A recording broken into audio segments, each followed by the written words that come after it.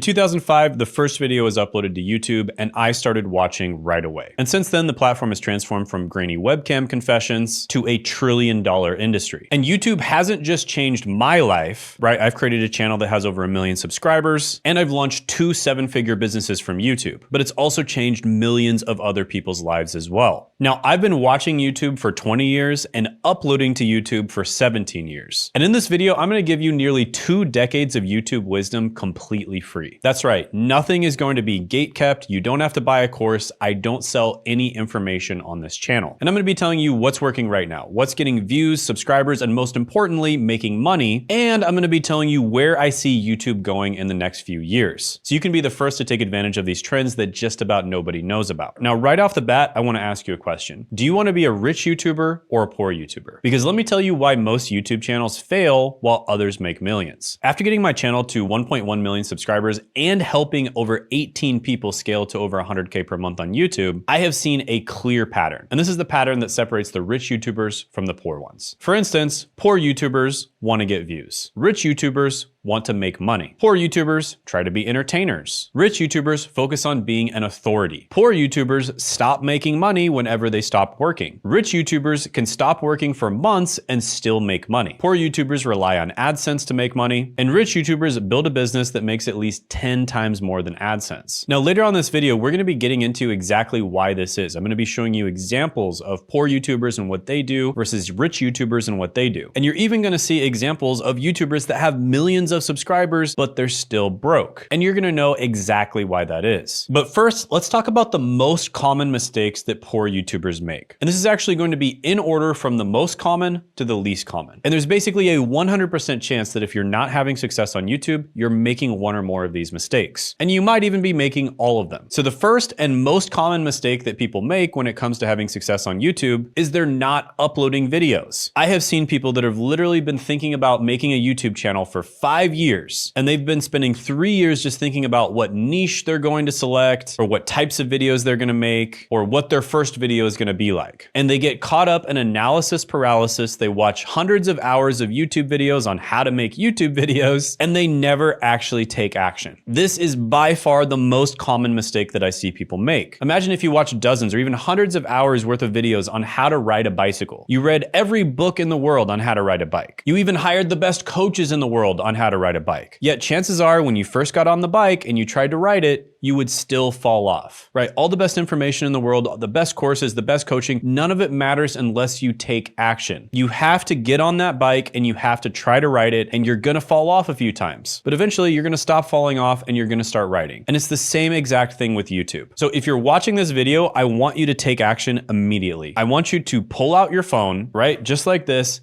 and record yourself, right? Just record yourself saying that this is my first YouTube video. It's not perfect, but I'm just doing it in order to learn. And then maybe just record your thoughts and why you're doing this and how long you've been wanting to start YouTube. And then upload that video to YouTube. That's it, right? The faster you do this, the faster you get over this analysis paralysis and you start uploading to YouTube, the faster you're gonna have success. Quick break. This video is sponsored by me.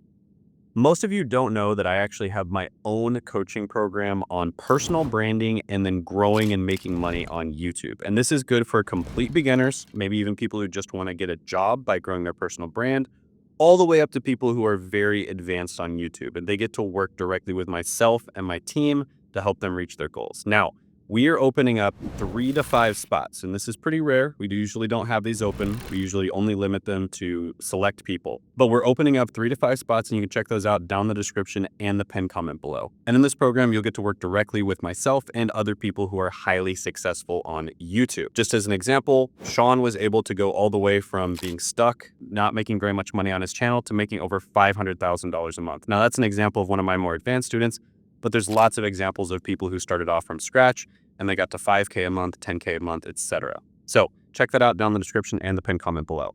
Now, the number 2 most common mistake that I see people make over and over again is inconsistent uploads. So they'll upload to YouTube, but they don't upload consistently. So this usually comes after a long period of not uploading at all. You think about what video you're gonna make, you think about your niche for way too long, then you upload a video, it doesn't do well, and it breaks your heart. And then a lot of the time you'll end up not uploading for even longer. And let me tell you a quick story about this. When I first started on YouTube, I had an accountability buddy. I actually paired up with somebody else who also wanted to start on YouTube, and we were supposed to kind of just share our thoughts and hold each other accountable. And this was when I first started my main channel, the Hummus channel. And during the first 3 months, I had uploaded over 12 videos. I basically uploaded at least one video every single week. And in that same span of time, my accountability buddy only uploaded one video, and it was at the very end of the 3 months. And the funny thing is, we both spent about the same amount of time working on our YouTube channels. It's just that my accountability buddy spent all of that time, all 3 months, working on one video. And even though his first video was better than my first video on my channel, my 12th video was significantly better than his first video, even though I didn't spend nearly as much time on it as he did. And the reason is because I had put in the reps. I had basically increased my skill level on YouTube to the point where I could spend a few hours on a video and make something that was better than him spending hundreds of hours. And it's honestly just like going to the gym. If I went to the gym and I'm lifting with someone who is like an Olympic level weightlifter and they've been lifting their whole lives, they could probably put barely any effort into lifting and still lift significantly more than my max. And that's because they put in the reps. They increase their skill level. And YouTube is very much like a muscle. And really any skill out there is like this as well. Forget about the gym. Let's just say someone is playing piano. If I watched videos on how to play piano and read every book on how to play piano for 3 months versus someone else who was just practicing every single day, even though they weren't that good at it, they're still just practicing. At the end of the 3 months, when I finally try to play piano, they would be significantly better than me. Why? Because they're actually practicing. They're consistently showing up and putting in the work. And so the same exact thing happens with YouTube. The only way you can get better is by simply uploading videos. So you have to upload them. And when it comes to mindset, I honestly think that you shouldn't expect to get a single video that does well for your first 30. Now, there's a good chance that one of your first 30 videos will actually do well, but when it comes to your expectation, expect your first 30 to totally flop and just get them out of the way, right? Almost think about it like it's just that your first 30 is just,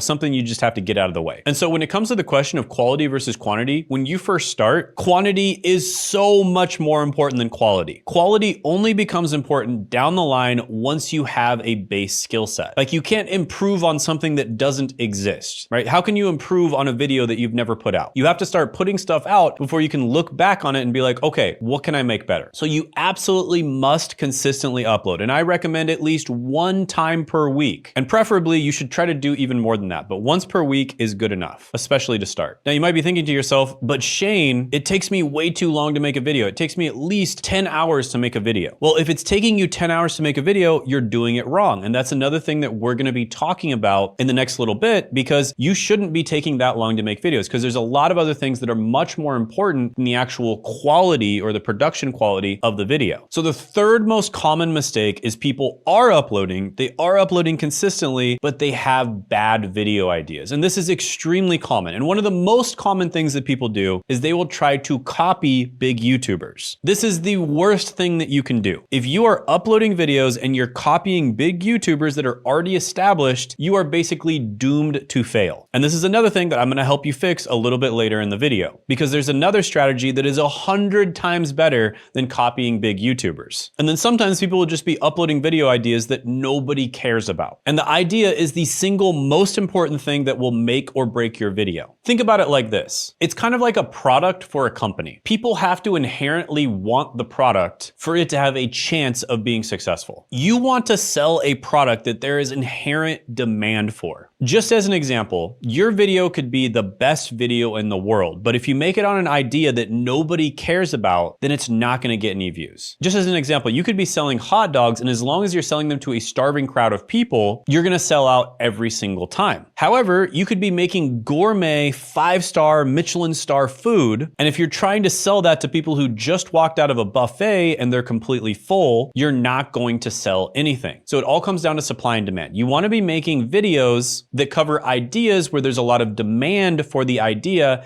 and there's not a lot of supply. And it really doesn't matter how good your video skills are. You could be good at everything else that I'm going to talk about. And if you're making videos on ideas that nobody cares about, or if you're making videos on ideas that tons of other people have covered, then your videos will flop. Now, the next most common problem, right? So let's just say you're consistently uploading, and you're uploading video ideas that people actually care about. The next most common problem is weak marketing. And another way of saying this is your thumbnail, title, and intro suck. Because you could have a great product that people care about, but if your marketing sucks, then nobody's ever going to be able to try out your product. So you need to make sure that your thumbnail, title, and intro are good, and you need to make sure that all three of them make sense with each other. And this is what I call the holy trifecta, which we'll get into in a moment. Now, the next most common thing for people that are hitting all of these and they're still not getting results is they're making low value content. So the content itself is just bad. You're not actually giving any value with the content that you're delivering. And this is obviously a big problem. It's essentially clickbait, right? So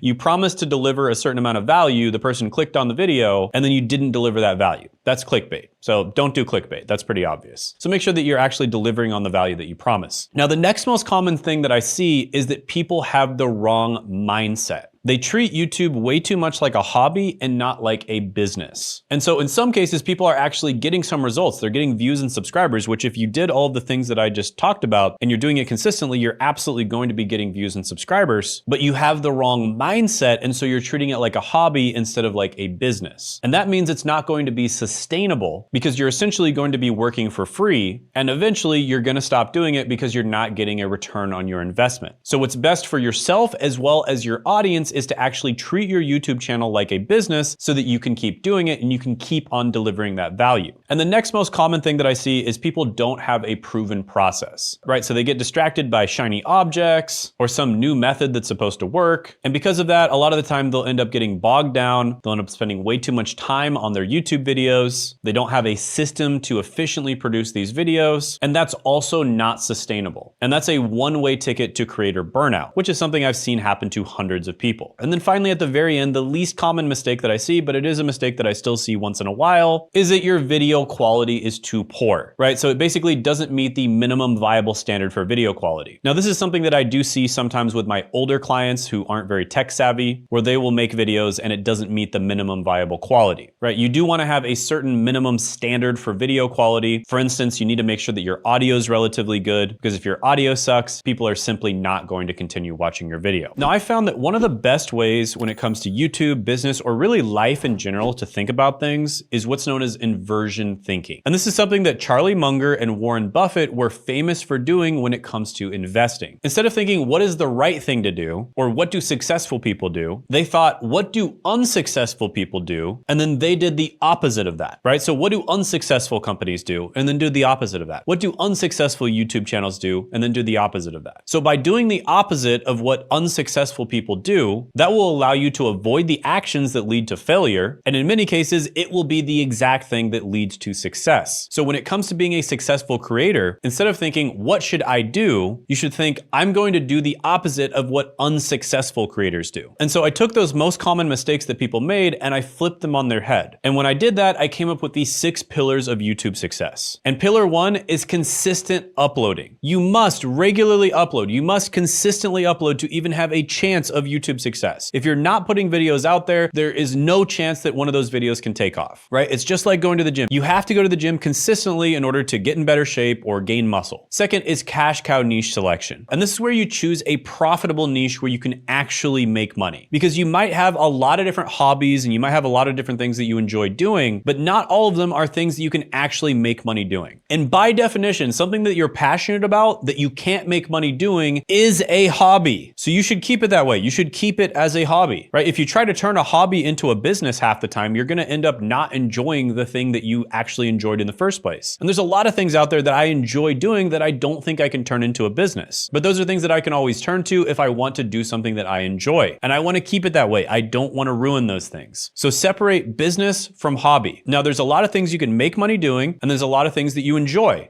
Find things that are in that overlap, right? It's like a Venn diagram. Find things that are in that overlap between things that you can make money doing and things that you actually enjoy. So this is cash cow niche selection. Third is viral video ideas. You need to make sure that you select video ideas where there's a starving crowd of people waiting to hear about them, right? Things that people are actively searching for. Things where there's a massive supply, but there's very little demand. If there's a ton of other people that have already covered the subject and they've done a good job covering it from every possible conceivable angle, then you're not really bringing any value to the table by covering that same video. So don't do that. And again, we'll be getting into very soon exactly how you can go about selecting video ideas and doing all the things that I'm talking about. Next is holy trifecta mastery. And this is mastery of the thumbnail, title, and intro. And not only mastery of each individual one, because this is the marketing for your product, so to speak, and so it's extremely important for that, but also making sure that all three of them are congruent with each other. Because a very common mistake that I see is where the thumbnail and the title are not congruent with each other. And even though separately they're actually quite good, they don't make sense when you put them together. And that causes your video to flop. Next is actually providing value. This one's pretty obvious, but you need to make sure that your content is valuable. And the easiest way to make sure that it's valuable is to simply solve the problems that your audience has, right? You want your content to benefit the viewer and keep them coming back for more. And then finally is the minimum threshold for quality. You need to make sure that the video meets those minimum quality standards. And when you lock all 6 of these things in and you consistently do it over time, you can reach what I've reached in the middle, where I'm making multiple 6 figures per month on my YouTube channel. But this is only possible by having this system, by following this process and always making sure that all 6 of these things are dialed in. Because the 6 pillars of YouTube success is the inverse of what unsuccessful YouTubers do.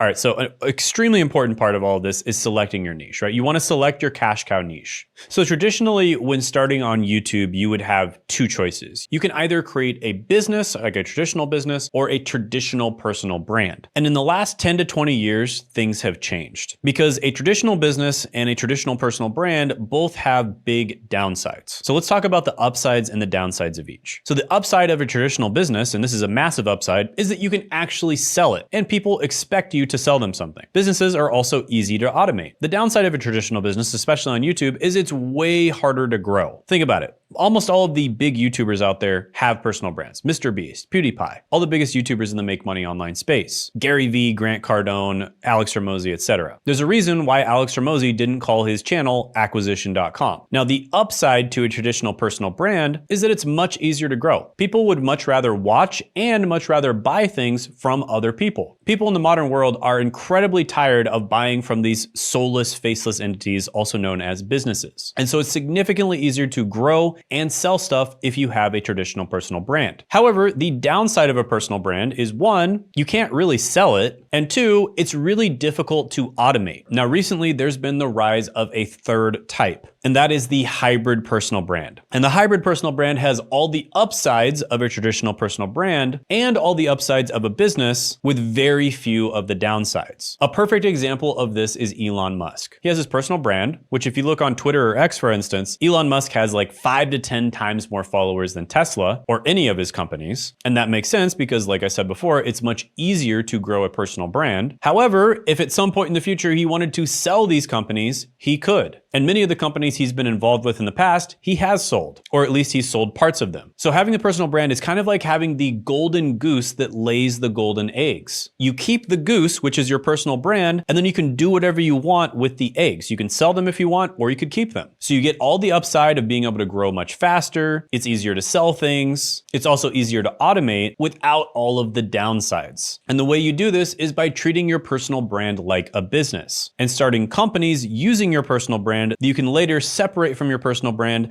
and do whatever you want with them. So you could sell them, for instance, if you'd like. And that is the future of personal branding, and that is the hybrid personal brand. Now let's talk about the niche selection process, and this is where it gets really fun. Now, the easiest way for me to illustrate this is to simply talk about my story. So the first thing that you want to do, and I'm just going to use my story as an example, is identify your broad interests. So just as an example, when I first started on YouTube, I was a big fan of the game RuneScape. I also was a pharmacy student and eventually a pharmacist. I had a lot of self-development interests. For instance, I liked the book, Awaken the Giant Within by Tony Robbins. I also had a little bit of business success. For instance, I sold eyeglass cleaner. You can see that in the top left. And I would basically go to like gun shows, boat shows, health shows, etc., and sell this eyeglass cleaner to people. And it would not only clean their glasses, but it would also stop them from fogging up. And so what I did is I just wrote down all of the things that I had done in my life. I just brain dumped all of them, all the things that I'd accomplished, all the things that I was good at, either because I spent a lot of time doing them or I was naturally talented at, and also all the things that I enjoyed doing. And I just brain dumped all of those things down on a piece of paper. And I highly recommend that you do the same thing. And then the next thing you want to do is analyze consumption patterns. So look at your YouTube history. What do you watch videos on all the time? And I literally want you to do this, by the way. Don't just like think, oh,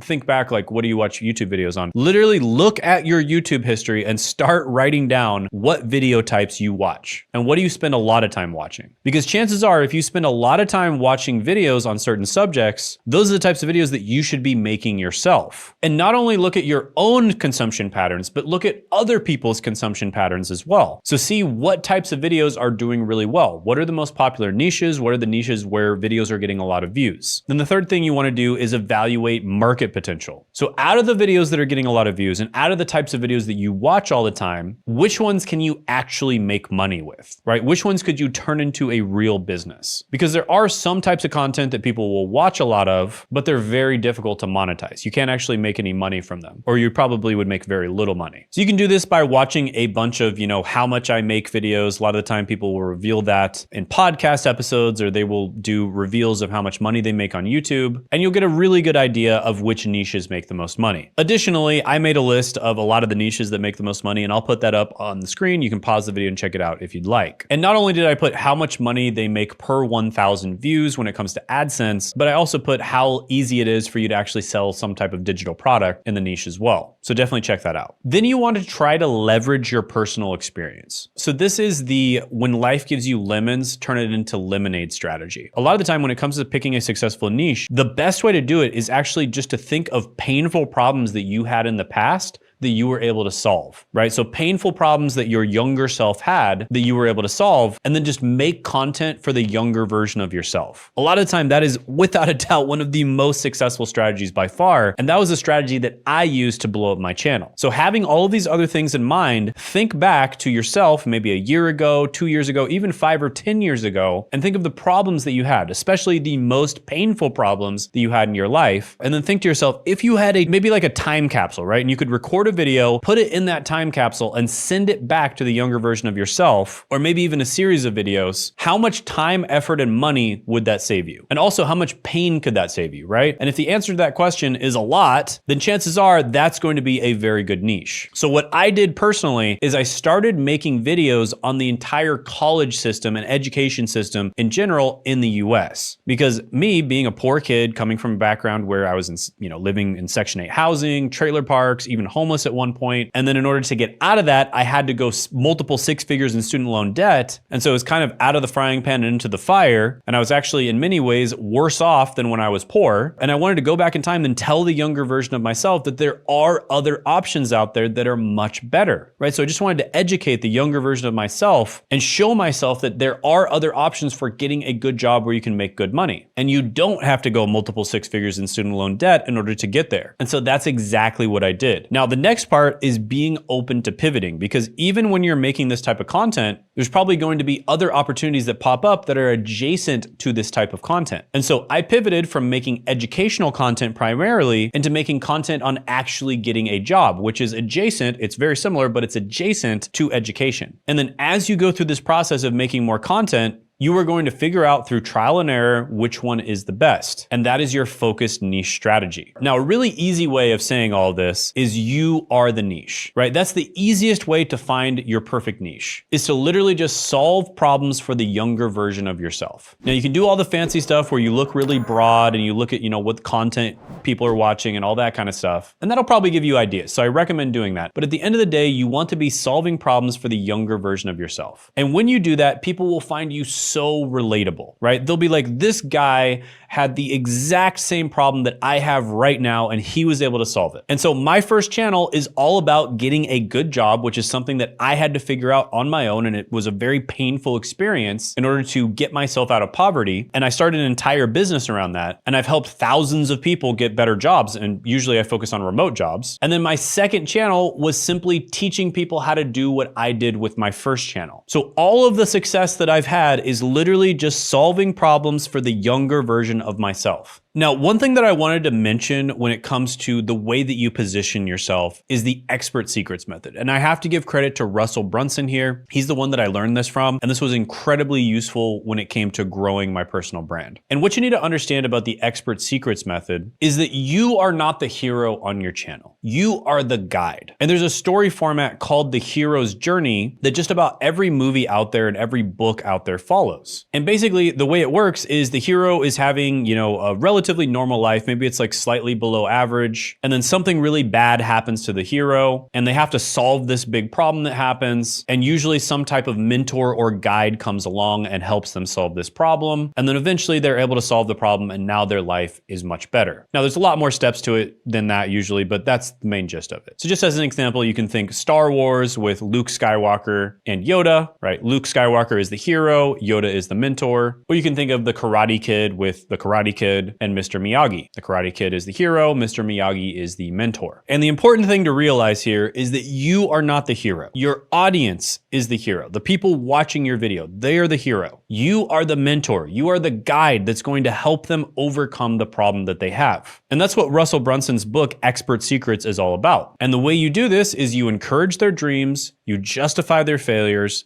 you ally their fears, you confirm their suspicions, and you help throw rocks at the enemy that's causing their problem. And all of this positions you as the trusted guide. And if you think about this, that's what Yoda does for Luke Skywalker, and that's what Mr. Miyagi does for the Karate Kid. And by doing this, you help them to achieve their goal and overcome their problems. So always think about this when you're making content. You want to encourage their dreams, right? You can do this, right? You don't want to be negative Nancy. You don't want to be like, oh, you can't do this. There's a 1% chance of it working or any crap like that, right? Never tell me the odds. Because if you don't believe that it's going to work, it's definitely not going to. You also want to show them that it worked for you, so it's possible. Because when people see that it's possible, it's much more likely that they're going to be able to get those results too. Because there's a reason that the hero's journey works so well in a storytelling methodology. It's basically because it's how human nature works. When you're a mentor or a guide to somebody, these are the things that's going to help them to get results. These are the things that's going to help them to achieve the transformation that they want to achieve. Now, when it comes to making your channel unique, there's 8 different things that you can change almost like a personality dial. And this will help you gain clarity when it comes to your brand and its positioning. And this allows you to be unique and, be yourself, but really be the best version of yourself when it comes to making content. So you could be hypothetically talking about the exact same topics, but because of how you change these 8 personality dials, people will still watch you over someone else, even though you have the exact same information as them. And those things are your channel name and branding. Now you could position yourself as a personal brand, so you could have your name on there, or you could have part of your name, right? So Meet Kevin, for instance, has his first name. You could also have a pseudonym on there. You don't necessarily have to use your full name. And another thing you can do is you can actually have part of your value proposition in the name itself. Just as an example, one of the OGs in the finance space was named Marco Whiteboard Finance. And what did he do on his channel? He talked about finance with a whiteboard. So it makes a lot of sense. So that's the value proposition of his channel. You could also kind of have a modified personal brand name like Mr. Beast. There's one channel I saw, I think it was called Your Financial Friend. So that's kind of another example of a modified personal brand channel where he's not using his name, but he is using something that communicates the value and makes him unique. And it positions him as your friend. So you're kind of like learning finance with him. And that goes to the second point, which is positioning. Now there's 3 different ways to position yourself. You can position yourself as an expert, an enthusiast, or a beginner. Now, expert is pretty self-explanatory. You're an expert on the subject. An enthusiast is someone who's almost an expert. They know a heck of a lot more than the average person, but they're not world class. class, right? So an expert would be like an NBA basketball player. An enthusiast would be someone who maybe played college basketball or they're really good at their local rec league. And then you've got a beginner. This is someone who's, maybe like a 3 out of 10 when it comes to basketball. So they're not the best basketball player, but they're still better than someone who just began. And so I would say someone who's in that beginner range is probably like a 3 out of 10. Someone who's in the enthusiast range is somewhere between a 5 out of 10 and a 7 out of 10, somewhere around there. And then an expert would be a 7 out of 10 or above. Now you might be thinking, well, I should definitely position myself as an expert. And usually this is the case. With that being said, there are a lot of people out there that have found success by positioning themselves not as an expert, but as an enthusiast or a beginner. Because so many people try to position themselves as an expert that it's actually a little bit refreshing when someone positions themselves as an enthusiast or beginner, and it's a little bit more relatable. I mean, think about it. For me, for instance, I don't think I'd learn that much if I was trying to play basketball with LeBron James as my coach, because he's just way more advanced. And I would probably learn a heck of a lot more from someone who's maybe the best basketball player at my local rec league, or someone who played basketball at a high level in college. So in some ways, enthusiast or beginner positioning can actually be beneficial, and it's also much more relatable to people. And a good example of someone who positions themselves as an enthusiast is Ali Abdaal. Instead of saying I'm the expert on things, oftentimes he will talk about other people who are experts, people who wrote books, and he'll talk about scientific studies and data. So he's really positioning himself as an enthusiast. Next is the taxonomy of your channel. And there's a lot to cover when it comes to taxonomy, but I think one of the main things is the format of your video. So you can have video formats that are how to,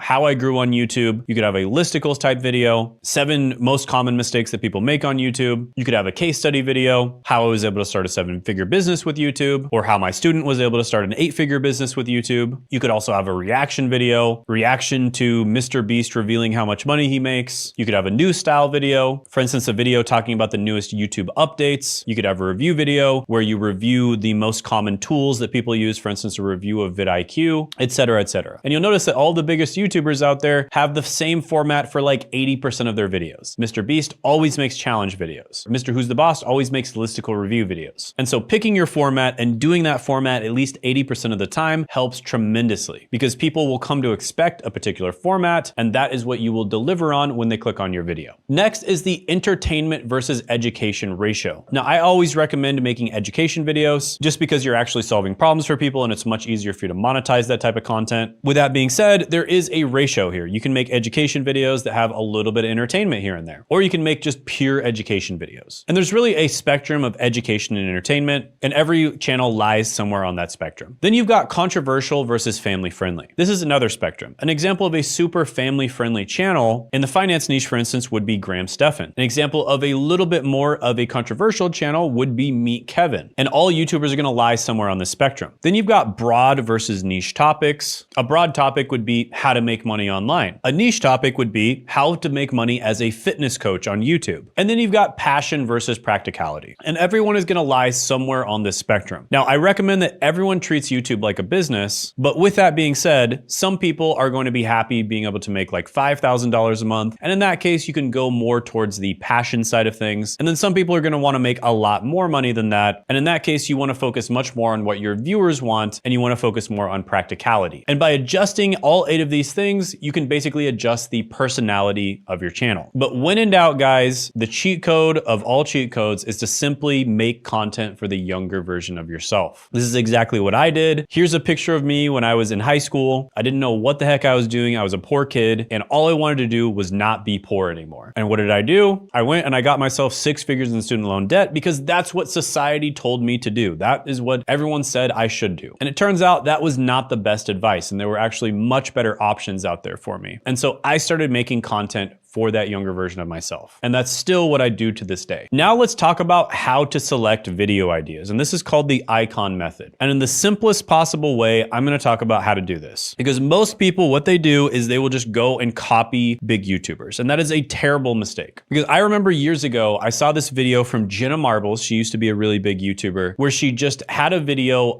that said, "My dog pooped," and the thumbnail was a picture of her dog pooping. And the video got millions of views. And the point that I'm trying to illustrate right here is when you're a big YouTuber, you can make content on just about any subject in the world. And because of the fact that you have a loyal audience, they will watch your content, right? Because they're watching the content for you. But when you're a small YouTuber, they don't know you and they're not gonna watch the content for you. And so what you need to do is find video ideas where there is a massive demand for that idea, but there's not a lot of supply. So how do you do that? Well, you do what Carl Icahn did when it comes to companies. Now, Carl Icahn is a legendary investor, and what he would do is he would find companies that are doing pretty well despite the fact that they were badly run, right? They were being ran like basically, and yet the companies were still doing really well. And he would buy those companies, fix them, and usually that would immediately 5 to 10x the company, and then he would sell it. So what I did is I took Carl Icahn's method when it comes to evaluating businesses, and I brought that to YouTube. I would find videos that were objectively bad, and they came from small channels that did not have loyal audiences, and yet the video did extremely well, right? So this is an example of one of those videos, and this is literally the exact video I found that led to my most popular and highest viewed video on my channel, which is the most useless degrees. And I found this video from a small YouTuber, and he had about 10,000 subscribers, and the video had 700,000 views. And the video was objectively bad. If you look at the thumbnail, it's just a still shot of his video. The door in the background is in better focus than his face. The audio from the video is terrible. There's like a hum in the background, and like the audio is just awful. It sounds like it was actually recorded directly from the camera. And speaking of the camera looked like it was like a 90s VHS recorder. It was awful.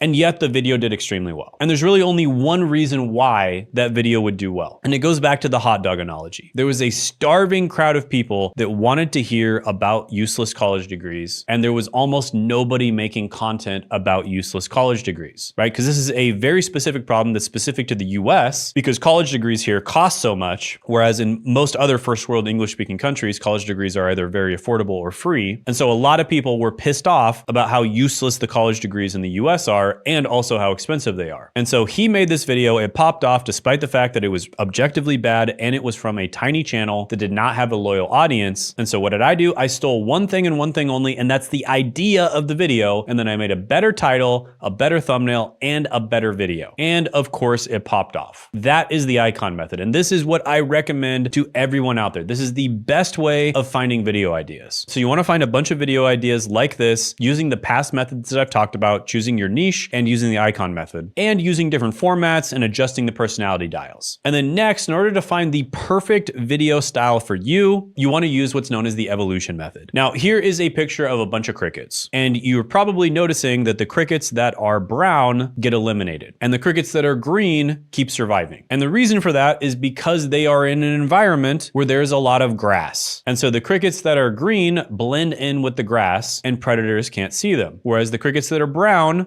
don't blend in, birds can see them, and they get killed and eaten. And this is the evolution method. This is how evolution works. And this is also very similar to how videos get selected on YouTube. So you find, let's say 3 to 10 different video ideas using the Icahn method, and then you try out these different video ideas. And chances are many of them will not do well. And so if they don't do well, are you going to continue making video ideas on those topics? No, you're going to continue making video ideas on the topics that actually do perform well, even if it's just a little bit better. Let's say the first 5 videos you make, for instance, most of them get like 50 views, and then there's one video that will get, 200 views or 500 views. That is the video topic that you want to make more videos on. And this is exactly what I did when I first started my channel. So you can see here, I made a video on college degrees. That one performed much better than the other videos that I was talking about. And again, these were all videos just helping the past version of myself. And then I made more videos on college degrees with different formats and different styles. And 2 of them did really well: the most useless degrees and how to choose a good college degree. But 3 others flopped: top 5 social science degrees that are actually worth it, how to save money on your college degree, and how to get scholarships. Even though those are all college related, they flopped. And so I stopped making videos on those ideas. And I made more videos on the ones that did well. And this is very similar to how oil companies find oil. There might be a very large area that they're surveying in order to see if there's any oil pockets in that area. And they will send a small amount of resources, aka a small crew, to a bunch of different areas, right? So let's just say say they sent out,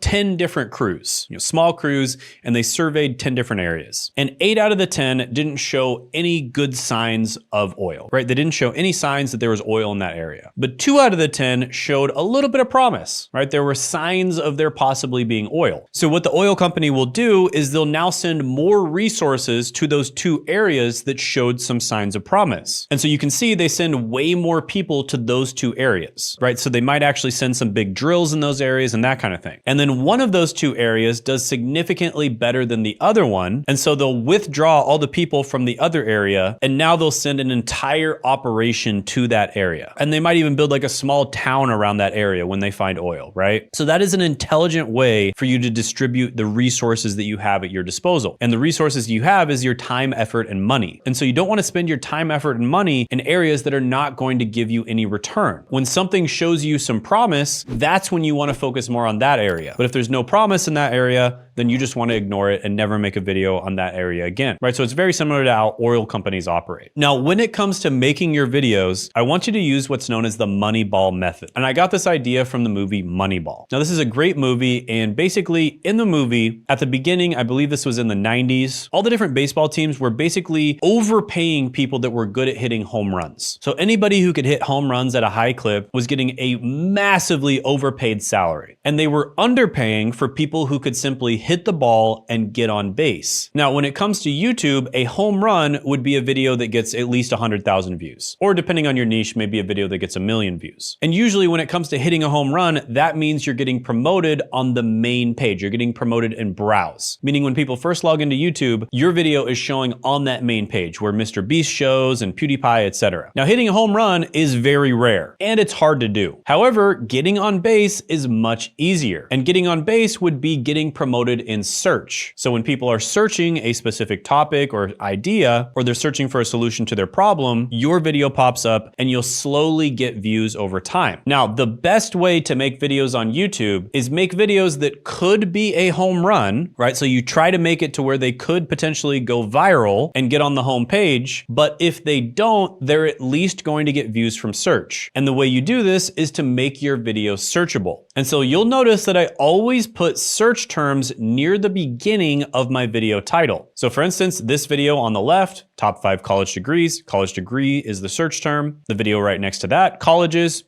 is the search term. The video next to that, engineering degree tier list. Engineering degree is the search term. And the video next to that, 17 work from home job companies always hiring. Work from home job is the search term. Now, all of my videos that did well relatively quickly followed this method. So I gave them a chance to be a home run video. But realistically speaking, not all of your videos are going to be home runs. For instance, this video did not do very well right off the bat. It only got around 6,000 views in the first 4 days. However, over time, it got a ton of views. And the reason for that is because it got views from search. So that is the Moneyball method. Even if it doesn't go viral right off the bat, you always want to make sure that it's going to get views from search over time. AKA, you're always going to get on base. So sometimes you'll hit a home run, but you will always get on base. And you do that by using this method, right? So you want to focus on browse, try to hit that home run, but realize that's only going to happen maybe 1 out of 10 or 1 out of 20 times, but always focus on search. Always make sure that you're going to get views from search, even if it doesn't hit the home run. Next, let's talk about the holy trifecta. And this is the relationship between the thumbnail, title, and intro. Now, I don't have enough time in this video to go deep into how to make a good thumbnail. Definitely watch my channel because I have made videos that do dive deep into the subject. But with that being said, the holy trifecta is the relationship between these 3 things. This is something that I see people making a huge mistake on all the time, because they will have a thumbnail that maybe has like a negative expression on the face, kind of like I had with this thumbnail, but then the title is positive, right? So imagine if I had this thumbnail, but then the title was the top 10 best degrees, right? It wouldn't make any sense. And I see people doing this all the time where they'll have some kind of shocked face on the thumbnail, but then the title is positive. And what that creates is incongruency. And that is one of the biggest reasons why people don't click on your videos. And then sometimes people will nail the title and the thumbnail, but then the intro won't match the expectation that the title and thumbnail set. So this is why I always tell people to make the thumbnail, title, and intro together. And preferably you want to actually create the thumbnail, title, and intro, or at least a sketch or an outline of the thumbnail, title, intro before you record the video. And this will drastically increase your chances of having a video that does well. Now, one thing I see people doing all the time, and this is a huge mistake, is copying the thumbnail, title, intro from a video that did well from an established channel. And that's exactly what this guy did. You can clearly see that he basically copied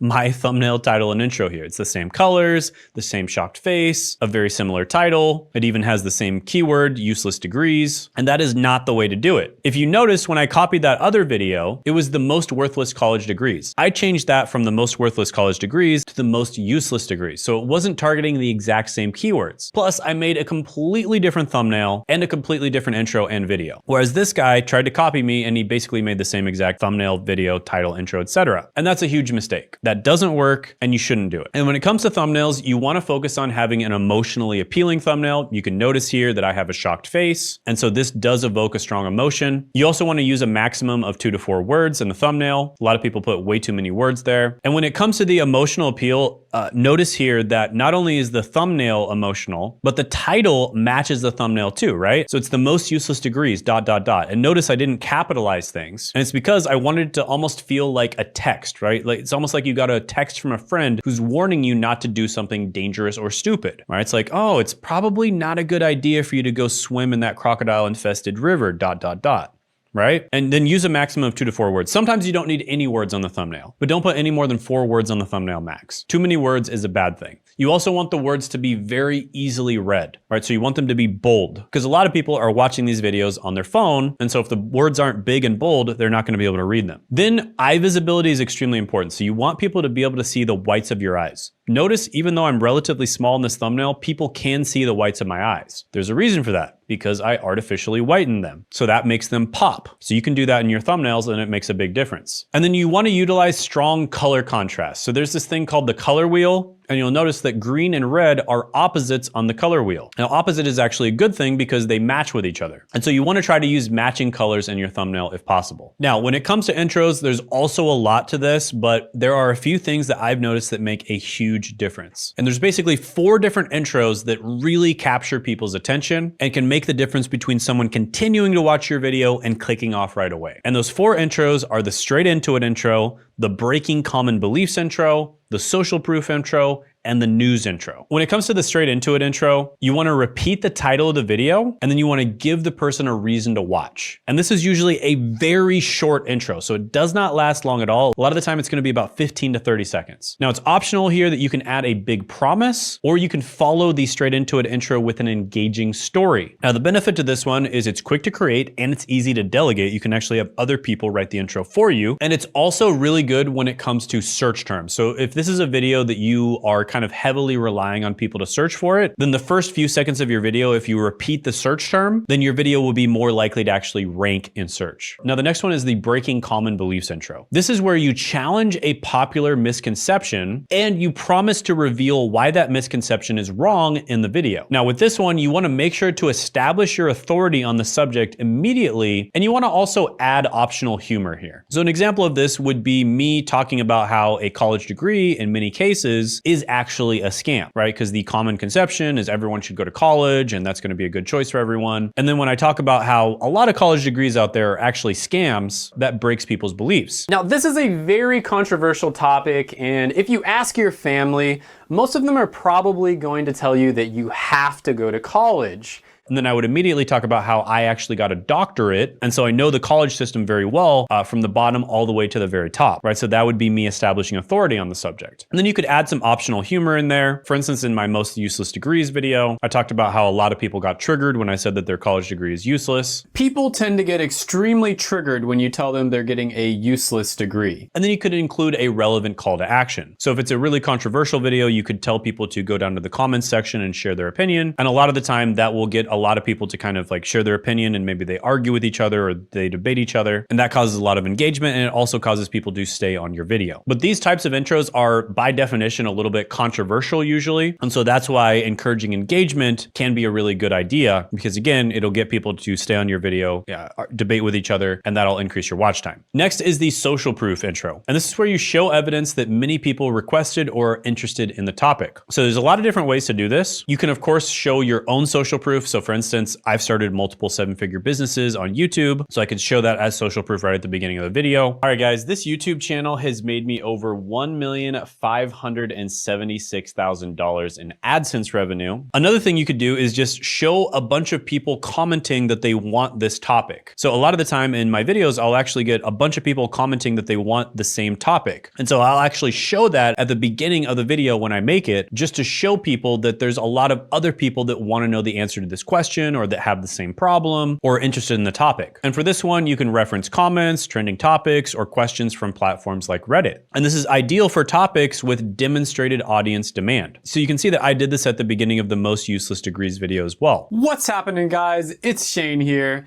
So I posted the video the other day on how you can choose the best college degree for you, and a few things came to my attention. And then another very common intro is a news style intro, where you bring up a recent event that happened in the news, and then you tie that event to whatever the topic of the video is. So this is something that Graham Stephan, for instance, does all the time. In fact, his channel is basically evolved into kind of like a news style channel at this point. And you basically open with recent events, overlooked issues, or viral statistics. So for instance, at the beginning of this video, I talked about how content creation is now trending towards being a $1.1 trillion industry, and that is a viral statistic. Now, especially with news style intros, this keeps familiar topics fresh by connecting them to current happenings. And this is especially effective for evergreen subjects that need a contemporary framing. So these are the 4 intro styles that I've found are extremely effective, that work really well with educational channels specifically. And you can also mix these 4 intro styles together. So for instance, with my video, The Most Useless Degrees, I mixed together the breaking common beliefs and the social proof intro. Now, another thing that I'll mention here is you can get inspiration from other creators when it comes to the intros. Now, you can get inspiration from creators in your niche, but I actually think that it's better to get inspiration from creators that are in other niches that have a similar audience, right? So let's just say that your audience is young men who are into self-improvement, and your niche is teaching these young men how to start a business. It's possible that you could also get inspiration from other people that teach young men how to invest their money, or people that teach young men how to get in shape, or those who teach young men how to be more productive, right? So a lot of the time you can actually get inspiration from other niches. One thing you can do, for instance, is you can take the top 100 most popular videos from someone who you think does really good intros in a different niche that has a similar audience to you, and then just take the first minute of all 100 of those videos and put all of those intros in a Google Doc. This is something that I did with Graham Stephan, for instance, in the past, who's a really cool guy. Hey, Graham, if you're watching this. And I modeled some of my intros based off of his intros. Now, he talks about personal finance, which is something I very rarely cover on my channel. And on my main channel, I talk about how people can get better jobs and how people can make money online. All right, so next is a script writing hack. And that is that you should think of every single script that you write like as if it's a listicle. Because when you think about it, every type of video and every type of script that you write for that video is a listicle at its heart. Just as an example, listicles, of course, are listicles. Top 10 best college degrees. But how-to guides are also listicles, because how-to guides are typically a series of steps that solve a problem or achieve a goal. Books, as well, are also listicles. Usually they're structured in chapters, which is just a fancy way of saying a list. Reviews, as well, are listicles, because it's a list of things that people actually care about when it comes to a product or service, and you go over those things and give your opinion on it. Documentaries are also a listicle, and they usually follow a sequence of events that tell a story. Heck, even movies are listicles, because usually they follow a 12-act structure, and each act has 3 different parts to it. So just about everything at its core is a listicle when you write it down. And when you think of things like this, it makes it a heck of a lot easier to write scripts. So no matter what type of script you're writing, always think about it like as if it's a listicle, and always start by writing out an outline that talks about what you're going to talk about, why you're going to talk about that thing, and in what order, aka when you're going to talk about it. Now, there's really 3 types of listicles. There's opinion-based listicles, fact-based listicles, and hybrids. Opinion-based listicles are basically just your opinion. So here's an example of one: colleges that you need to avoid. It's my opinion on colleges that I think people should avoid. Then you've got fact-based listicles. These are relatively objective. They're based off of facts or statistical data that's available to the public. So for instance, the highest paying entry-level jobs. I looked up data that was freely available to the public and I simply just presented it in the video. Then you've got hybrid listicles that's kind of a little bit of both. You present data and you also give your opinion based on your personal experience. Now, when you're small,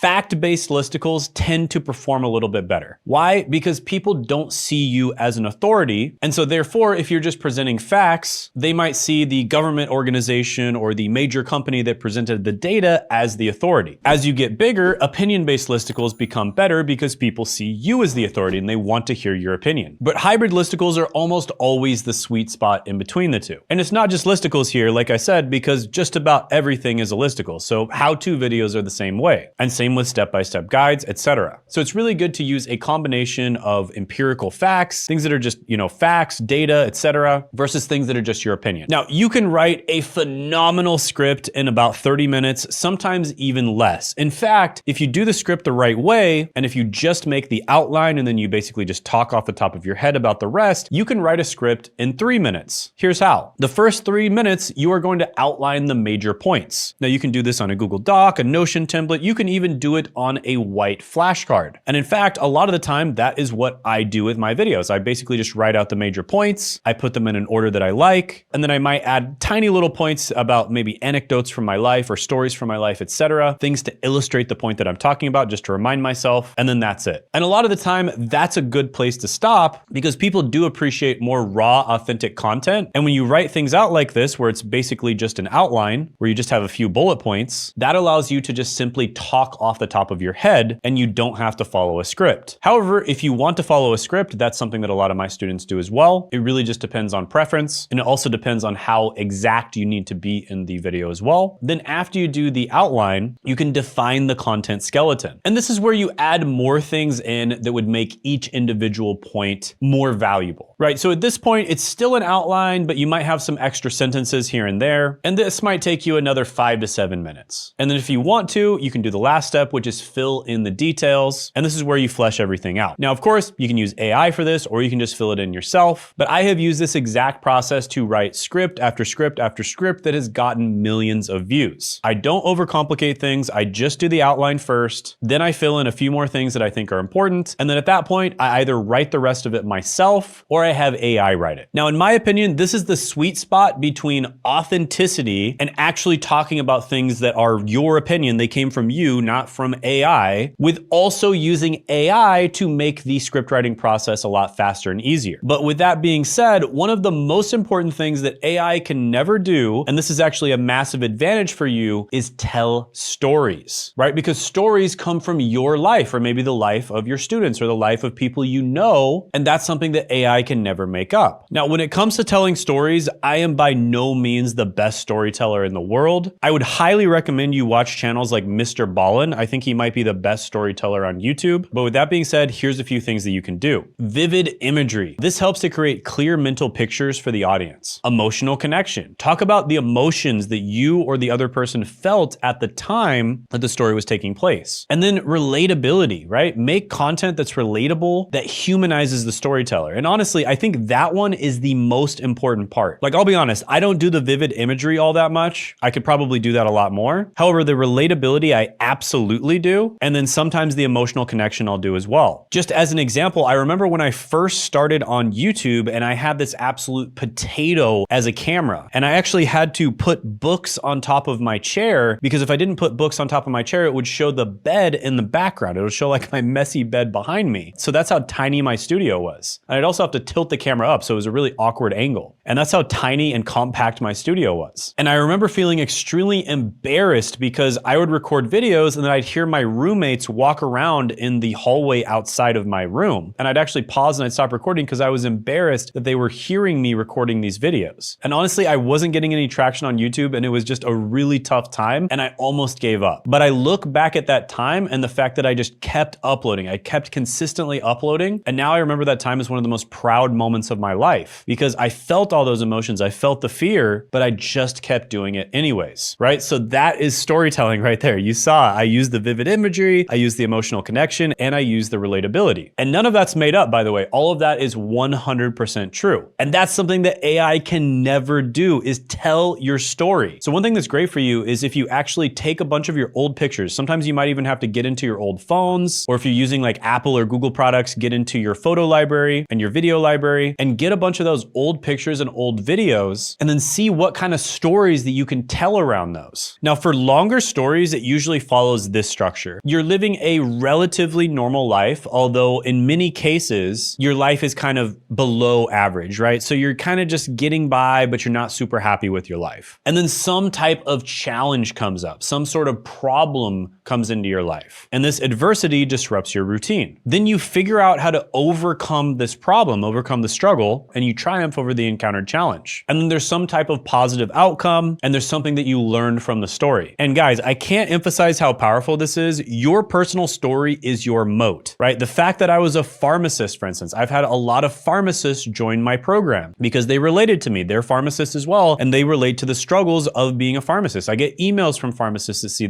my content all the time too. And I get emails from people that are in the medical field. Also, the fact that I got a doctorate, right? I went all the way through the college meat grinder and got a doctorate, and I was 6 figures in student loan debt. Someone out there that sees this and they're also 6 figures in student loan debt, they're going to relate to that story. So your personal story is your moat, guys. This is the thing that protects you from everyone else. No one else, like everything else in this world, other people can copy. People can copy your thumbnail style, your video style, your editing style. They can copy your content, but they cannot copy your story. That is your moat. That is the one thing people can never copy. So you must tell your story, and you must tell the story of your clients and stories from other people in your life. Now, again, I'm not the best in the world at storytelling, and I definitely need to get better at it, but I understand how powerful it is. And I meet people sometimes and they'll actually tell me about a story that I told in a video, right? They'll remember that. They don't remember anything else, but they remember the story. And that is the power of storytelling, because the human brain thinks in stories. And so if you're trying to make a really important point, a lot of the time, the best thing you can do is tell a story to make the point. All right, so next is calls to action. And this is what you actually either tell or request from your viewer in the video. Now, some really common calls to action are, of course, hitting the like button, telling them to watch another video, and clicking the link in the description. Now, a lot of people will argue with me on this, but I still think that hitting the like button is one of the absolute best calls to action that you can do, and here's why. It is a repeatable, minimum viable action that somebody can take in every single video that isn't a lot of work from them. And when they start engaging with your content by taking action and liking your video, that is the first step of them engaging even more with your content, right? Subscribing to your channel, clicking the links in your description, watching your other videos. That's the first step, and it's a step that they can take in every single video. Now, does it actually directly help with the algorithm? That's debatable. But I do think that it indirectly helps tremendously. So telling people to hit the like button is still a really good idea. Watching another video is also a great idea. You'll notice at the end of all my videos, I recommend a different video that someone can watch that's usually somewhat related to the first video. And there's a reason for that, because I want them to start watching many, many videos. And this sends a signal to the algorithm that your channel is really quality and that it should recommend your videos to other people. And then, of course, click the link in the description. This is how you get people to get on your email list or buy your products and services. So this is obviously a very important call to action as well. And by the way, you should be doing a call to action in every single video, every single time. For instance, I do not sell information on this channel. However, if you want a done for you or done with you solution when it comes to growing and making money on YouTube, schedule a demo call with me by clicking the link in the description and the pinned comment below. See what I did there? That is a call to action. Now, generally speaking, you can tell people to hit the like button right away in the video, literally within the first minute. When it comes to telling them to watch another video, it's a good idea to do that towards the end of your video, or if another video is obviously attached to a certain part of what you're talking about in that video, then you can tell them to watch the other video then. And then when it comes to clicking the link in the description, if it's a 10-minute video, I recommend doing it about 3 to 5 minutes in. And if it's like a 15 to 20+ minute video, I recommend doing it around 5 to 7 minutes in. I found that that's the sweet spot, because if you do it too early, you're gonna get some drop off. enough, but if you do it too late, not enough people are gonna click it. Now let's talk about something that's very important, and that is making sure that your videos reach the minimum quality threshold. Now, I think a lot of people overemphasize quality. They think that quality is far more important than it actually is. I've seen channels get to over 1 million subscribers with just an iPhone. I've seen channels make it to $10 million a year just recording on their screen or recording with an iPhone as well. Quality does not matter as much as you think it does. However, you do need to get to a minimum quality threshold, because if it's below that threshold, people will click off of your video. And here's what that is. You need to make sure that your face is in focus, right? So your face is actually in focus. The focus isn't on your background or on, the mic or anything like that. You also need to make sure that your background isn't too distracting. You don't have flashing lights in the background. You also don't have a messy bed. You also need to make sure that you have clear, clean audio. So make sure that you eliminate any background noise and make sure that the audio that you capture is really good. Now, with that being said, there is really good AI audio software out there. So if you don't have the best audio capture device, a lot of the time you can use what's known as Adobe Podcast to clean your audio up, and it sounds pretty good even if you capture it from a pretty mediocre device. But still, if there's one thing that you should invest money in, it's a good mic, because people might forgive you for kind of mediocre or even crappy video quality, but if you have a bad mic, they probably will not forgive you for that. With that being said, I use the Apple iPhone earpods, and we're not talking about the new ones, we're talking about the old ones with the wires, and I made it to 30K per month on my second channel, purposely using that for almost all my videos. And then you want to have basic editing. So this just means editing out,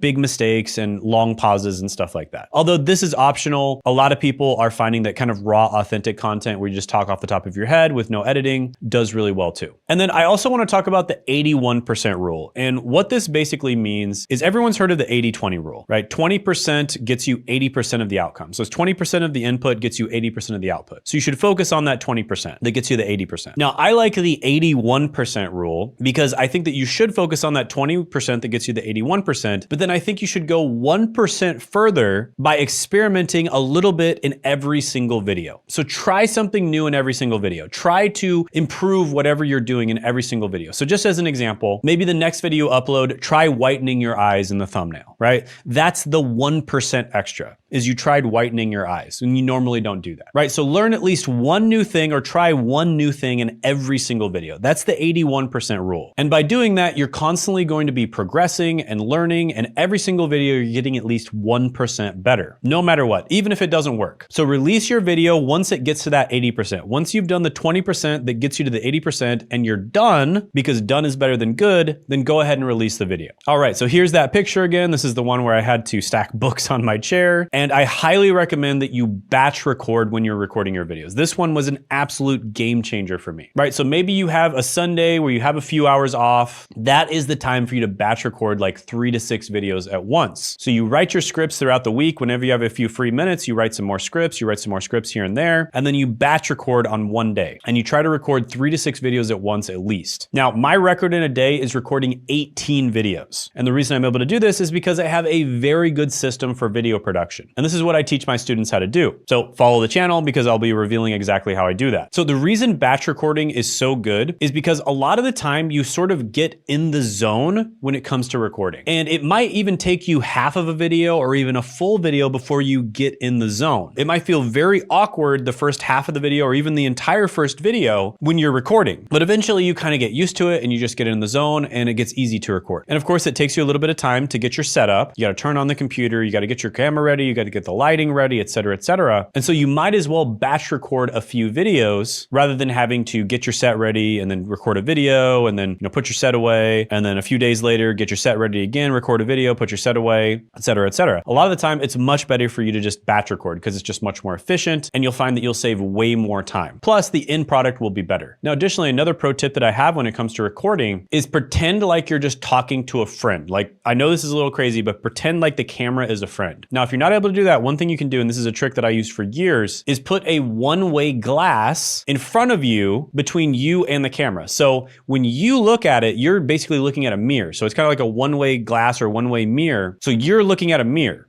So you're looking at yourself. but the camera is looking at you. So you're basically talking in the mirror so you can kind of see how you look, make sure your hair's good, make sure that you have good charisma, et cetera, but the camera's looking straight at you, so the camera can't see the mirror. So this is a really good way that I've got like decent charisma, especially as an introvert, over the years. Now I don't use it anymore, but I did use that for several years. And the way that you can get a one-way mirror is simply just by getting a teleprompter, and then instead of using it as a teleprompter, you put like a black towel or something over it, and you just use it as a one-way mirror. What's happening, guys, in the editing process of this video, and I have an opportunity for a select group of people. So these are people who are serious about growing their personal brand on YouTube. So basically, we figured out recently how to grow a personal brand and combine all the upsides of a personal brand with the upsides of automation, right? Using AI, using things like this to basically grow your personal brand 10 times faster, which in the past used to take decades to do. And now you can do it significantly faster. And you can do this to get a better job. You know, we work with beginners that just want to get a better job with their personal brand. You can do this to make money as a side hustle. We work with a lot of people like that. We can do this to make more money if you already have a side hustle or a small business. Or if you're already crushing it on YouTube, we can help you crush it 10 times more. We've worked with people like that as well. I mean, I literally can show clients at each level, people that we've gotten from 0 to over 10K, 0 to like over 30K, from like 1K per month all the way up to 185K per month, from around 30K per month all the way up to over 500K per month. So literally at every single level, and it works for everyone in every situation. With that being said, we are only working with 3 to 5 people, and they have to be people who are very serious, right? People who are dedicated to making this work. So if you think you're that type of person, go ahead and apply it down in the description and the pinned comment below, and you could be part of our group of 3 to 5 that we help. So see you there. Have a good one. Now let's talk about minimalist editing versus retention editing. Now, one thing I'll say about this is when it comes to minimalist editing, a lot of the time this is really good for a B2B or sophisticated audience. They don't need super flashy editing. They don't need you to cut a bunch of stuff out. They don't need to be entertained, right? They don't have the attention span of a goldfish like most people do. And so you see for B2B or sophisticated audiences, a lot of the time the minimalist editing works really well. Now, if you have a mass market audience where you are talking to a bunch of people where you're competing for their attention with Mr. Beast and a bunch of other YouTube channels like that, where their brain has kind of been melted by TikTok, then you will find that retention editing is going to be a little bit better. But with that being said, it's a spectrum, right? So the most extreme retention editing, you know, you could potentially take hundreds of hours to make a video, and then minimalist editing, you might do literally 0 editing on the video. Now, I recommend starting off on the minimalist side. And the reason for that is because there are things that are way more important than editing in the video creation process. For instance, the idea of the video is significantly more important than editing. The format that you use, making sure that you have those personality dials dialed in, is much more important than the editing. So until you find a format using the evolution method and a video idea type using the evolution method that your audience really wants, I highly recommend just doing minimalist editing. I have spent 100 hours making a video before and had it completely bomb. And then there was one video that I spent a few hours on, in fact, less than 3 hours, and it's the most viewed video on my channel, which is the most useless degrees. So minimalist editing in many cases does just as good as retention editing. So I highly recommend starting out with it. And then down the line, once you're optimizing things, you can go further and further towards the retention editing side. And also, if you have a B2B or sophisticated audience, you might just stay with minimalist editing. Now let's talk about the fundamental YouTube metrics. Now these are the metrics that you measure directly on YouTube. And really, these are the only 3 metrics that matter. And the first one is click-through rate. This is how often do people click your thumbnail when they see it. Now you will hear a million things about this click-through rate being good or that click-through rate being good. And it's honestly really difficult to say what a good click-through rate is because it depends on the niche, it depends on the type of video you're making, and whether you get views from browse, search, etc. And also, I should say that my best ever videos usually have the lowest click-through rates. For instance, some of the videos that got, 4 million plus views have click-through rates around 3%. And in some cases, when those videos were getting pushed really hard, the click-through rate was even lower. So just keep that in mind. When YouTube pushes your video to a wider audience, the click-through rate is naturally going to be lower. And that's not necessarily a bad thing. With that being said, generally speaking, for browse-based content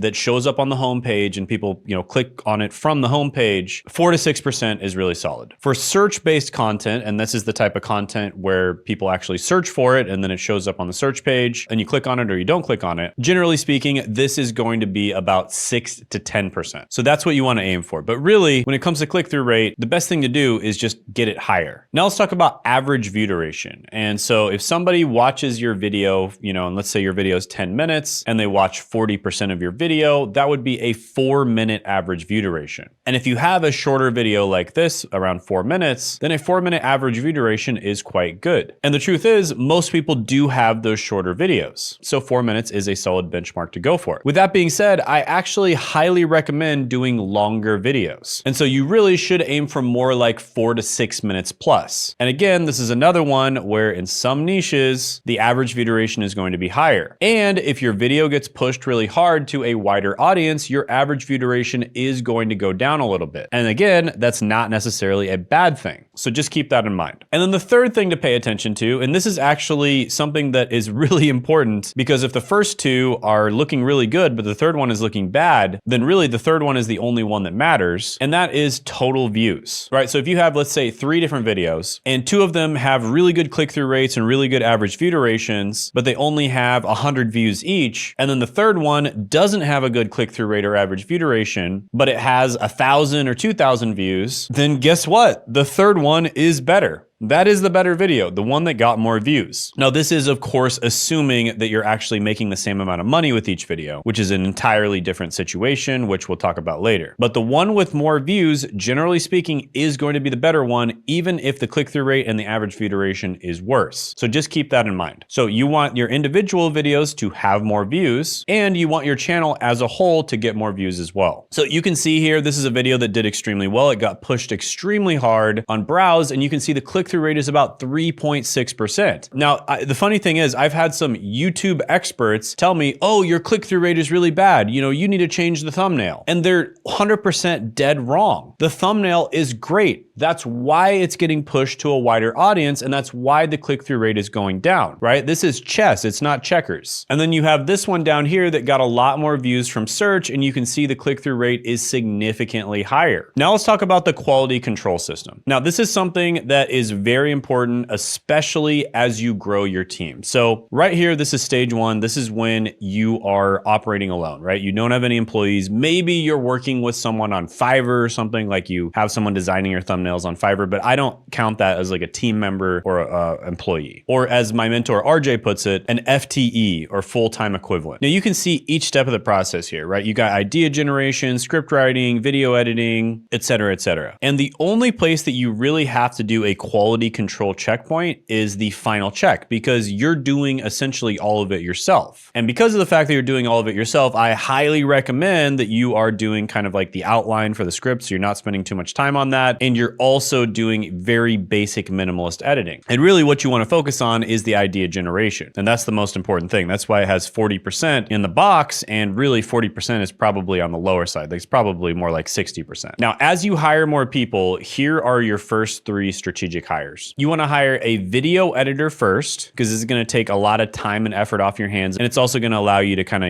give them the video and they can turn it into something that's nice. Then the second hire you want to make is the script writer. And this is somebody who's going to help you to write the scripts for the videos, help you to do the research, and also just like put in pictures and stuff, right? Pictures from your past. If you're telling a story, like insert the pictures in there and that kind of thing, right? And then third, you're going to hire a thumbnail designer. Now for the thumbnail designer, you don't necessarily have to hire a full-time person. You can hire a part-timer and just have them, make thumbnails for you. Sometimes you can even hire it out on something like Fiverr, or you could train the video editor how to do thumbnails too. So what I did when I first started is I actually just trained my video editors, like the one that I thought was the best, had the most natural talent when it comes to having an eye for thumbnails, and I trained them how to do it. And that's kind of what I've been doing ever since. But I do see a lot of people that actually do hire a dedicated thumbnail designer. And these are kind of your first 3 strategic hires. And depending on how much you want to edit your videos, you might hire multiple video editors. And then stage 4 is when you have a 1 hour per week YouTube business. Because the problem with stage 3 is you still have to do the quality control yourself, right? So you're doing the quality control and there are 4 quality control checkpoints, right? That's a lot of work and it sucks. In stage 4, you outsource the quality control. So you have what's known as a creative director who kind of oversees projects and also, most importantly, does the quality control for you. And you can actually train the creative director to do the idea generation and the analyzing of results. And so once you get your creative director to do this and to oversee everything, the only thing you have to do technically is record the video. Now, a lot of people want to be somewhat involved in the idea generation and the script writing process and, because it's fun, right? But the whole point here is that you have the choice to do it, right? That's the point, is you don't have to do it unless you want to. And that is the beauty of hiring a creative director. So this allows you to reduce your workload, it allows you to have strategic focus, and it allows you to actually increase the quality of your content. Now, some people out there might call this an SMM, a social media manager. Some might call this position a YouTube manager. There are many names out there, but I like to call it a creative director. And this is where it gets amazing because you can literally just record like 30 minutes to 1 hour a week and you have a functional YouTube channel. Just to give you an example, last month, I actually got stuck in Thailand for about 2 months. There was a business conference and my family got there and then we had some issues, like some health issues, and we ended up getting stuck there for 2 months. And for that entire 2 months, I only worked 1 day, right? It was an 8-hour day and technically I only worked about 6 to 7 hours of that 8-hour day. So I literally worked less than 1 hour per week the entire time that I was there, and my business grew while I was gone. My channel actually started doing better while I was gone. And that is the power of setting this up the correct way. Now let's talk about the cash code system and monetization 2.0. Now, you remember what I said about the only 3 metrics that actually matter being the click-through rate, the average view duration, and the amount of views you get? Well, throw that out the window, because if you're making money, even if you're only getting 100 to 200 views per video, then none of that matters. And by the way, this is what some of my clients actually do. I have one client that only gets 100 to 200 views per video, and he makes over $2 million a year. I have another client that makes very basic videos. He gets about 500 to 1,000 views per video. I consulted with him. It was amazing when I saw this. And he's making over $10 million a year with his YouTube channel. So forget those other 3 metrics. Who cares about click-through rate, average view duration, and views if you're making a ton of money? And the way you make this money is by attracting the right audience. So you might only be getting 100, 200, 500, 1,000 views per video, but if you're getting those views from the right people that are red hot, ready to buy your product or solution or service, then that's all that matters. And that's the cash code system. That's monetization 2.0. Now, with that being said, there's a lot of niches out there where it's more of a mass market audience, so to speak. It's not a niche audience like I was just speaking about. And those niches still make a ton of money, right? Mass market niches can make a ton of money too. So what we're going to focus on here is the revenue per 1,000 views, as it's the most important metric. And keep in mind that AdSense is just the tip of the monetization iceberg. So the AdSense that you make, the AdSense that YouTube pays you when an ad pops up on your channel, is just a very, very tiny amount of the money that you can make, right? And that's what most people think about when they hear the word monetization, is AdSense. But I know people that are making 1,000 times more than what they make from AdSense. And generally speaking, when it comes to low and mid ticket, you're going to be making anywhere from about $25 to $200 per 1,000 views. And generally speaking, mid ticket is a little bit higher than low ticket in terms of revenue per 1,000 views. Now, high ticket, this is where it gets very interesting, because high ticket is anything that's kind of like $2,500 and up, right? So it could be $2,500 or it could even be like $100,000. And for high ticket, generally speaking, the revenue per 1,000 views is $1,000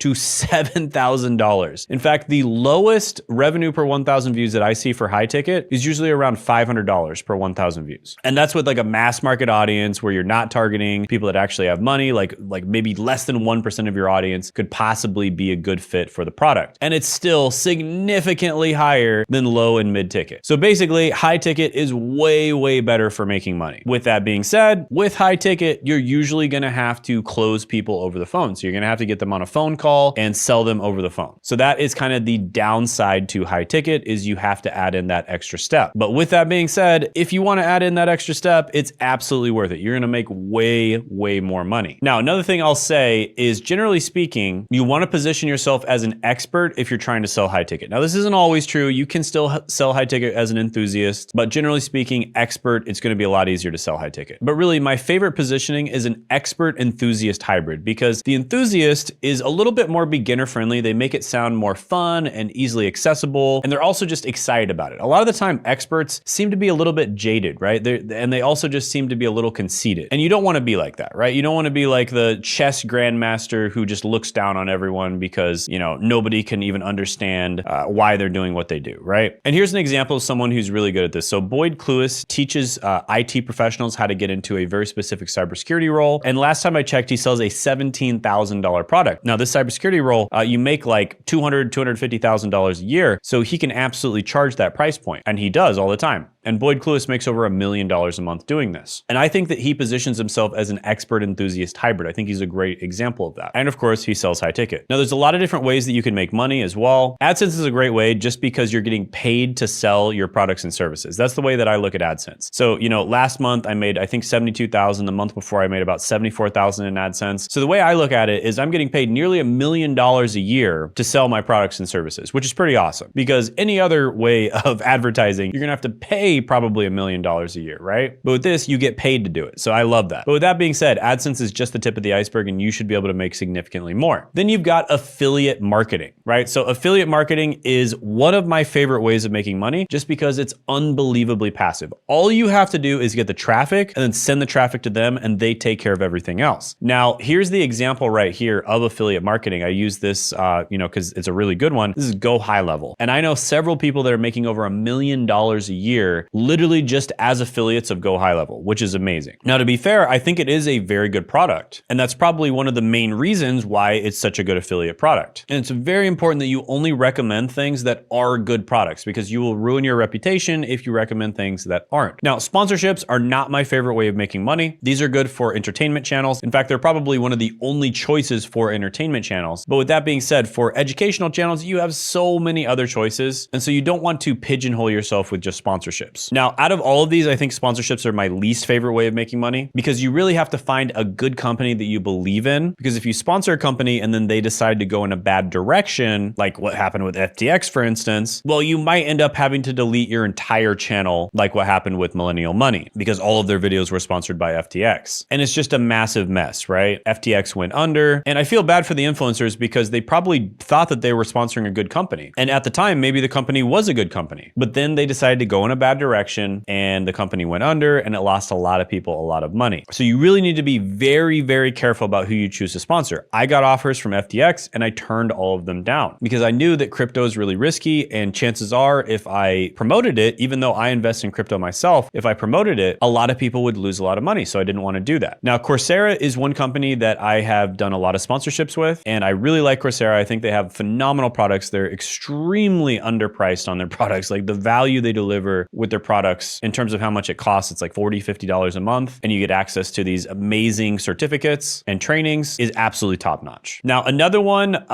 is anything that pays monthly. So this could be a SaaS product, like a software as a service product, but that would mean, of course, that you have to be able to start a SaaS product, which is going to take a lot of technical knowledge, or a membership. So something like school, starting a school group. And I do think that the entire industry is heading in this direction. I think that memberships have so much value. You know, you get to be a part of a community, you get the trainings, you get to interact with coaches. So I think memberships have a ton of value, but they're not my absolute favorite. My absolute favorite is high ticket offers. Okay. High ticket offers, I've seen the most people without a doubt make full-time incomes, make 7 figures, make 8 figures a year with high ticket offers. In fact, I don't have a single client that made it to 8 figures a year that wasn't doing a high ticket offer. And just about everyone out there who's absolutely crushing it is doing a high ticket offer. Now, their front end offer might be a low ticket offer or a membership, something like that. But their back end offer, what they're really crushing it with is a high ticket offer. So that's what I recommend. Of course, it's going to change depending on your niche. Just as an example, Doug DeMuro, he started a SaaS company, carsandbids.com, where you could basically bid on different cars. So it's kind of like a platform or a SaaS company. And he was able to sell that for a significant amount of money. Ali Abdaal did a lot of work with different affiliate marketing offers, and he made a ton of money being an affiliate for a bunch of different companies, like Skillshare, for instance. So you kind of got to figure out what works in your niche. And honestly, the best way to do this is to simply just look at what other people are promoting. I know it's kind of simple and it's kind of silly, but that's the best way to do this, is just kind of like look at your niche and look at what other people are promoting. Now, if for whatever reason that doesn't work, maybe you're the first one in your niche or something along those lines, then what I want you to do is heavily survey your audience. Survey your audience over and over again. Ask them what they want to buy, ask them what they want from you, ask them what they're willing to pay, and then even get on phone calls with them, right? I recommend getting on 15-minute phone calls with your audience. You can do this using Calendly, for instance, and then just ask them questions, right? Ask them what they're struggling with, ask them questions, what they would pay you for, and then figure out what the product is by doing that. But that is honestly the long way of doing it, and the easiest way to do it is to just simply look at what other people in your niche are offering. Now, another thing I want to talk about is the 100 video milestone. I want you to commit to making 100 videos. Like, if you make 100 videos and you improve something every single time, it is almost impossible for you to not have success on YouTube. Like, I have seen very, very few people upload 100 videos and not have at least one video that takes off. And especially if you use the methodologies that I've talked about in this video, you are going to have a video take off. But even if you just totally caveman it